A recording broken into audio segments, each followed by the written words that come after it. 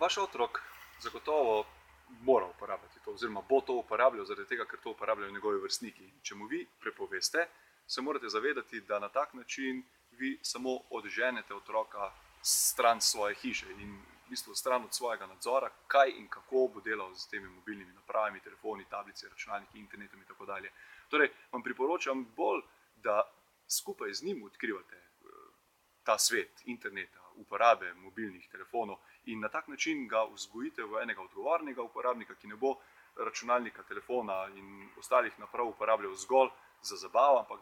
da jih bo odgovorno uporabljal, da se bo zavedal, zakaj to uporablja in pravzaprav uporabno, ker ti ne nazadnje, ko se bo on izučil za nek svoj poklic, bo on uporabljal pri tem tehnologijo in zakaj bi mu jo sedaj, ko se on še uči, to tehnologijo odvzeli.